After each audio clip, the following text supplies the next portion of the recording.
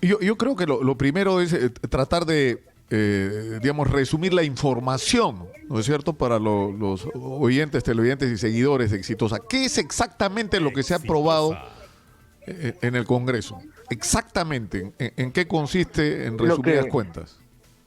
lo que se ha aprobado es un congelamiento de deudas con un aval del Ejecutivo, en este caso del Tesoro Público, para que los bancos puedan afiliarse a este aval y puedan generar dos cosas. Primero, lo que la ciudadanía quiere es que se reduzcan las tasas de interés.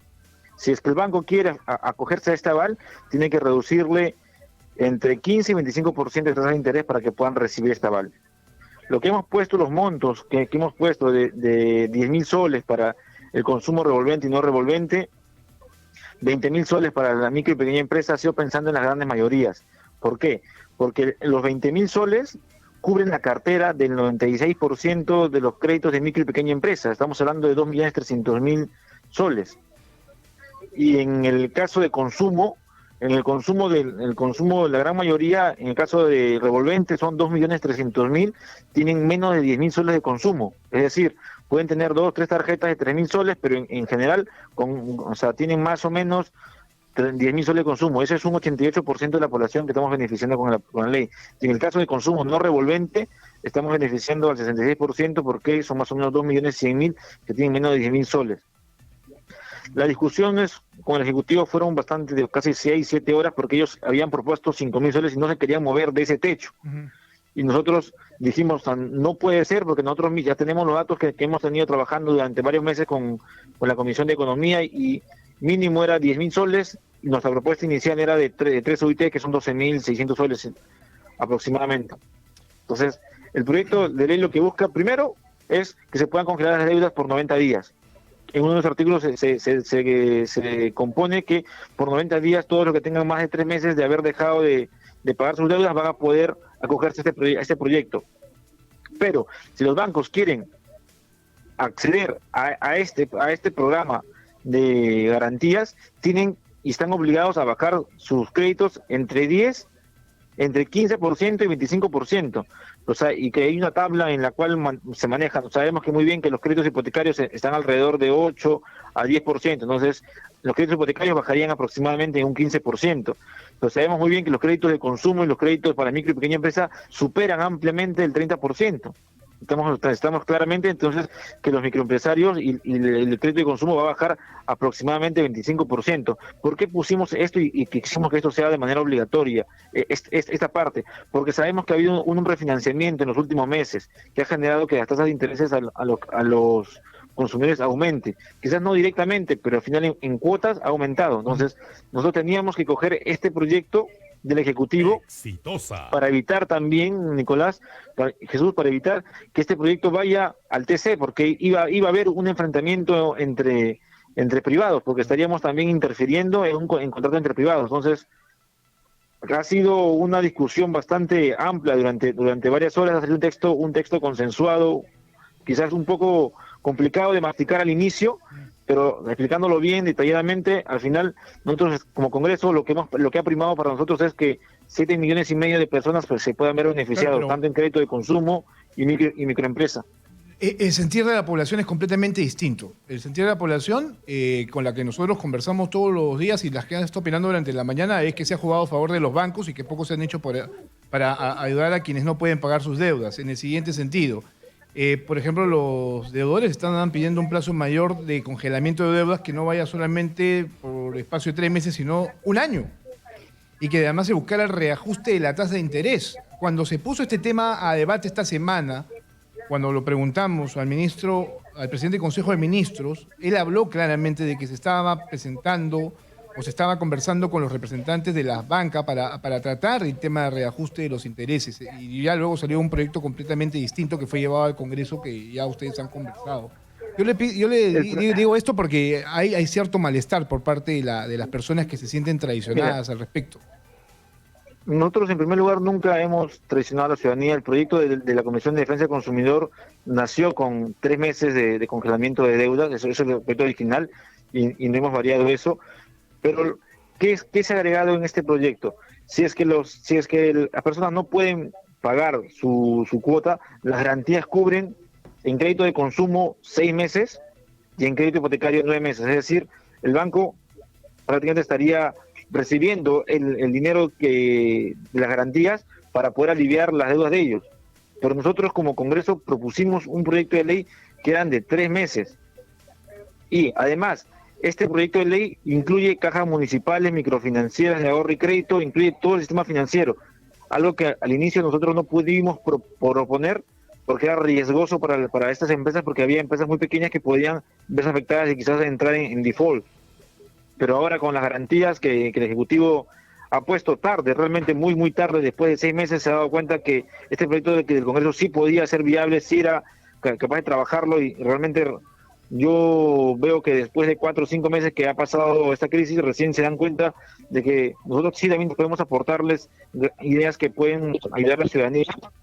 Pero el proyecto de ley que ha salido el día de hoy, en ningún momento estaba buscando darle la espalda a la ciudadanía. Nosotros hemos pensado que eran 3 meses desde el inicio.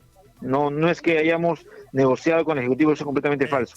Nosotros propusimos 3 meses de un inicio, está en el proyecto de ley que sustentamos el día anterior, y lo que se ha concretado ahora es una mejora en bajar las tasas de interés a la ciudadanía y poder agregar todas las cajas municipales de ahorro y crédito y todas las microfinancieras, que son los que remueven realmente el micro y pequeño crédito del microempresario.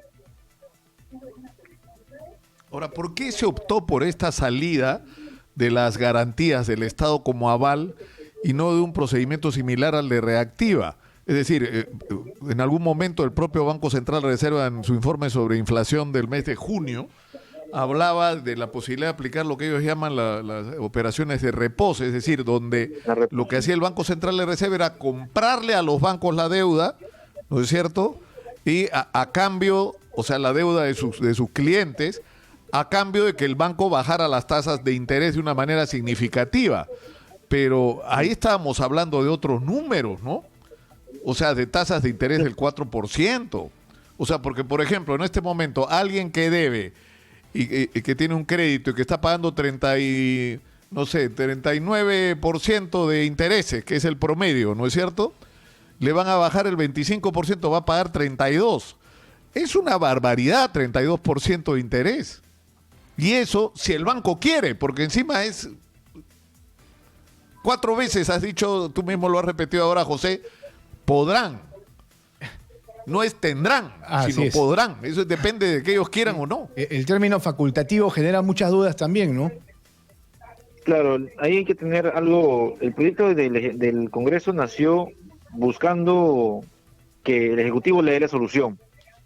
Ahí corríamos 2 riesgos: que nos declaren inconstitucional y vayamos al TC y al final no se haga nada posible, o que pase lo que pasó con el 25% de las AFP, que el Banco Central de Reserva salió a dar la respuesta.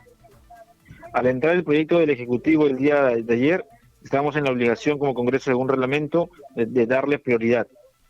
Lo que se hizo con su proyecto de ley es acumularlo.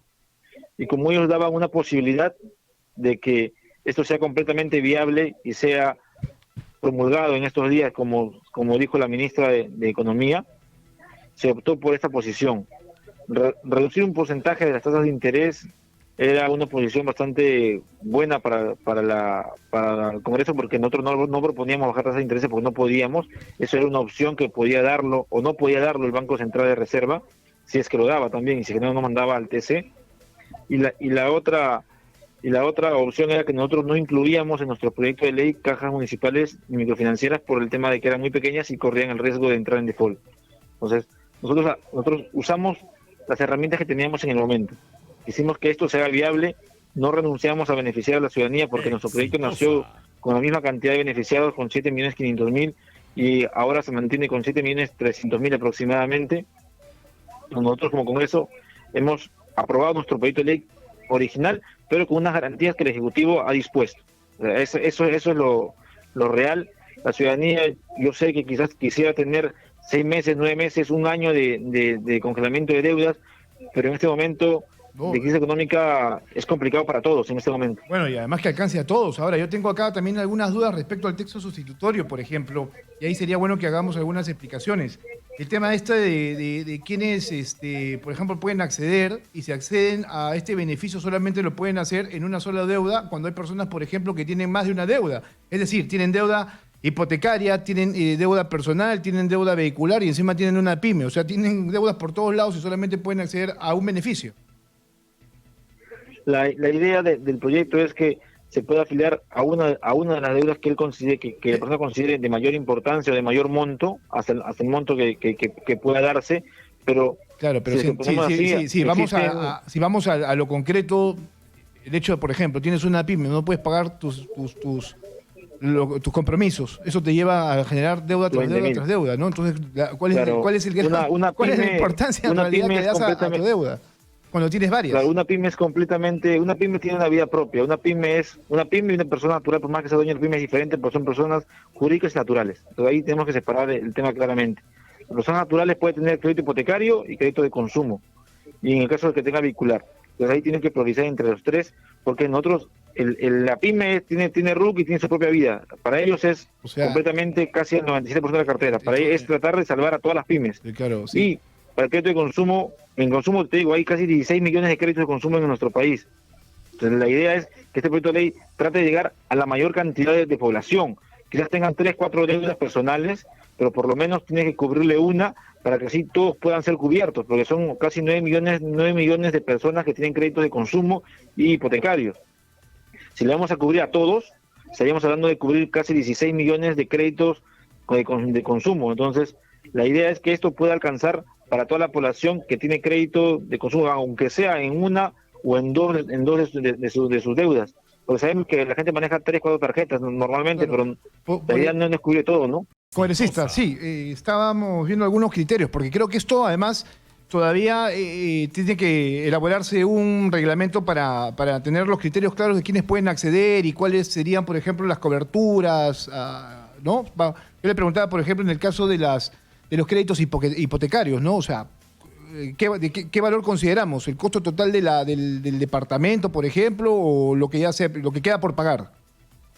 En la ley hemos considerado el costo del contrato inicial, de lo que el consumidor ha pactado pagar, y pusimos 250.000 debido a que cuando revisamos al final la data, el 77% de peruanos pide un crédito hipotecario con menos de ese monto. Y si es mayor de $300.000 o $100.000, ya está demostrando que tiene ingresos superiores a los 5.000 soles mensuales. Entonces, para que un crédito hipotecario realmente no es tan fácil de conseguir, toda la población no tiene acceso a ese crédito hipotecario.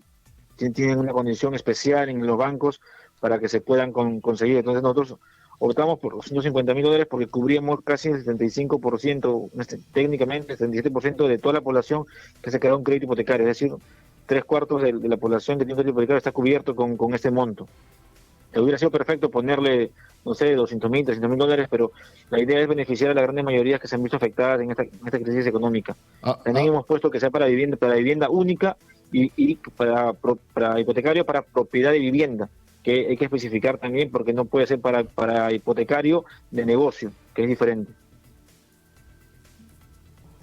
Claro, pero el problema es que, es decir, cuando habla, por ejemplo, José, en relación a los créditos personales, ¿no es cierto? Que es lo que estaría cubierto, ¿cuánto es? El 66%, entiendo, ¿no es cierto? En es lo que ustedes han calculado en base a las cifras, ¿no es cierto? Claro, ahora, ese 34%, ¿qué significa en términos de cantidad de personas? Porque el problema es que esta crisis no solamente está afectando a los sectores más vulnerables de la sociedad, sino que ha generado una tremenda crisis en lo que es lo más parecido a la clase media que existió en el Perú, es decir, gente que tenía de alguna manera ingresos, tenía pequeños negocios o trabajaba en un lugar y tenía un ingreso regular. Y el problema es que esta gente lo perdió todo, se quedó sin chamba porque le aplicaron la suspensión perfecta, lo despidieron o porque tenía un pequeño negocio que tuvo que cerrar o porque sus ingresos se han reducido a tal límite que no puede pagar prácticamente ninguna obligación. Entonces, ¿qué va a pasar con esta gente? Porque no podemos propuesta hacer inicial, como que no existe, ¿no es cierto? Es cierto que no por son las supuesto. personas de menores ingresos, pero en este momento, o que no lo eran, José. El problema es que ahora lo son. O sea, gente que era de clase media hasta el comienzo de la pandemia, hoy dejó de ser de la clase media por sus niveles de ingreso. O sea, ahí Pero se calcula 300.000 padres de familia que no pueden pagar los colegios de sus hijos y que están presionando por pasar a la escuela pública. Y eso es solo una señal de lo que está pasando. Claro, ahí nosotros somos conscientes que el proyecto no iba a cubrir al 100% de las personas, debido a que el origen o la forma del proyecto de Defensa del Consumidor ha tratado de cubrir a la mayor cantidad de personas, porque así nació en Defensa del Consumidor. Y en economía, si ustedes vieron el dictamen de economía, era mucho más austero, con una propuesta mucho menor de lo que estábamos trayendo al Pleno. Se consensuó un texto el día de ayer, antes de ayer con economía, en el cual pedíamos 3 UITs, que son 12.000 soles aproximadamente. Nosotros hemos tratado de que en el crédito no revolvente es donde hemos llegado al 66%, pero en el crédito revolvente, en lo que es el crédito de las tarjetas de crédito que todo el mundo utiliza, hemos llegado a un 88%. Entonces, hemos considerado también que las personas que han perdido quizás su empleo... José, la gente tiene montones de preguntas. Por ejemplo, preguntan, hay una persona que tiene un préstamo de descuento por planilla, le descuenta 950 soles mensuales, pidió un préstamo de 50.000 soles. La pregunta es si él se puede acoger. Y hay otra pregunta, te plantearía las dos. Hay una persona que dice, como que le pasa lo que a muchos, tiene 4 tarjetas y su deuda total asciende a 10.000 soles. La pregunta es si se puede acoger o no, o solo lo puede hacer por una de las tarjetas. No, el monto son 10.000 soles por toda la deuda que tenga en el sistema financiero. O sea, si tiene 3 tarjetas, 4 tarjetas, por ese no monto supera los 10.000 soles, okay. Por ese monto es. Yo tengo otra pregunta, por ejemplo. Y la gente que tiene 2 propiedades, una para vivir y otra para sostenerse con el alquiler y tiene una hipoteca, ¿ya no accede a este beneficio? Son preguntas válidas, ¿ah? Claro, nosotros hemos exonerado a las personas que tengan ingresos por alquileres, no podrían acceder a este beneficio. Y hemos considerado que sea la primera vivienda única, pero para vivir, no para negocio, porque al final, si tienen una vivienda para negocio, tienen de todas maneras un ingreso que puede sustentarlos. Hemos tratado de defender a las personas más vulnerables en esta pandemia. Yo sé que la clase media en nuestro país ha sido afectada por la pérdida de trabajos y por congresista, no sé si nos estamos entendiendo. En realidad todos estamos en una situación vulnerable. No sabemos si mañana vamos a mantener el empleo, y la verdad que yo siento aquí que hay muchos candados respecto a quienes podrían acceder cuando se debería haber abierto un poco más el espectro para que podamos al menos todos tener las posibilidades ante la banca, que por cierto parece que la estuvieran cuidando de sobremanera y aquí no hay algún tipo de beneficio. Incluso se les ha puesto trabas a los que tienen deudas con la SUNAT y muchas personas le están debiendo a la SUNAT. Hay problemas serios, tanto así que tienen que reprogramar también sus deudas ante la SUNAT hasta diciembre de este año. Lo que se ha tratado de hacer es tratar de defender a las personas que han estado más en un estado de vulnerabilidad, con desempleo, endeudadas hasta el cuello con las tarjetas de crédito, pero no es lo mismo una persona que tiene una remuneración de 5.000, 6.000 soles mensuales que todavía la mantiene, o una persona que no tiene nada, no recibe nada hace 4 o 5 meses. Claro, pero los sueldos se han reducido, pero los sueldos también se han reducido, pues.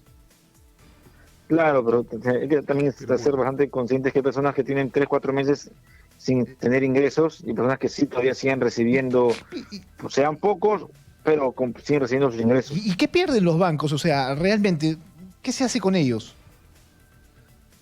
La cuestión ha sido, tenemos un estado complicado. Pongámoslo, la opción que tenía el Congreso ha tenido, o no cogíamos las garantías y nos íbamos así de frente como habíamos aprobado el proyecto del día anterior, y ¿qué podía pasar? Podía pasar que nos vayamos al TC y esto no saliera y no beneficiáramos a nadie, como lo que están tratando de hacer con los hermanos de la ONP. Eso es lo que nos pasaría lo mismo. Entonces, nosotros hemos optado por la opción en la cual mantenemos las propuestas que el Congreso trajo, porque mantenemos todas las propuestas que el Congreso trajo, y se hace viable. Y evitamos que se pierda más tiempo con las deudas, y evitamos que ir al TC, donde al final no vamos a hacer realidad este proyecto de ley. Esas eran las opciones que teníamos hasta el momento de ayer, hasta el día de ayer. ¿Por qué? Porque si es que nosotros nos seguíamos como estábamos, íbamos a generar que quizás nos denuncie el Estado, como está acostumbrado a hacerlo, o nos denuncie la banca. Y en ese camino los consumidores perdían. Entonces, ahí nosotros estuvimos también en una posición complicada el día de ayer de decirle, ¿queremos que se haga realidad o queremos entrar a pelear? ¿Qué queremos? ¿Queremos que 7,5 millones de pobladores se beneficien o queremos ir a un juicio que nos puede demorar un año para que después recién se pueda hacer realidad este proyecto? Eso tenemos que tener también bastante claro, porque no es que yo quisiera, ¿sabes qué? Yo mantengo mi proyecto de ley y al final voy al juicio y digo, como lo que han dicho unos congresistas en el Congreso el día de ayer, que hemos negociado con el Ejecutivo. No hemos negociado, hemos mantenido toda nuestra posición completa. Si tú te das cuenta, los beneficios que están del proyecto del día anterior de Comisión y de Economía y Defensa del Consumidor están intactos en este proyecto de ley. Lo que hemos evitado es irnos a una demanda constitucional por intrometernos en contratos de privados, que era muy probable que fuera a pasar, y que nos habían ya amenazado a ASBAN y el Ejecutivo porque habían dicho que es inconstitucional ampliamente. Pero ¿quién amenaza al Congreso? Discúlpeme, pero lo que está diciendo es bastante serio, ¿no? O sea, no se pueden dejar ustedes intimidar por ASBAN, pues por favor, ¿no? Entonces, ¿de qué estamos hablando? Ustedes son el Congreso, son los que crean leyes. Ahora, lo justo es que tengan todo el sustento técnico. Pero eso de decir, nos ha amenazado ASBAN como que no es lo correcto, ¿no? Pareciera que no estuvieran ustedes tampoco jugándoselas como deberían jugárselas en este tipo de situación. Creo que, Jesús, creo que la población me conoce bien, o sea que yo me juego por ellos siempre, y en esta posición yo tenía que tener una posición clara. ¿Quiero que se haga viable este proyecto de ley y beneficiar a 7,5 millones de personas? ¿O quiero ponerme a discutir y a pelear y al final que me lleven al TC y que nadie se beneficie? Y eso es algo que también tiene que tener clara la ciudadanía. ¿Por qué? Porque yo no defiendo a los bancos, y la ciudadanía me conoce muy bien. Yo defiendo a la población. Y si es que nosotros demorábamos este proyecto de ley y nos íbamos al TC, nadie se había beneficiado con este proyecto. Teníamos que hacerlo rentable y real para que sea posible que esto se pueda generar y la gente pueda coger su beneficio. Acá vamos a beneficiar 7,5 millones de personas. Y habrán algunos que no podrán entrar. Igual pasó en la ley del 25%. Otros querían sacar más dinero de lo que le tenían. Pero vamos paso a paso. Vamos ahora a aprobar, o es el compromiso del Congreso, a aprobar la usura bancaria, que es lo que realmente va a modificar el sistema financiero y va a modificar el abuso de los bancos. Este proyecto de ley es el proyecto de ley que va a generar un alivio.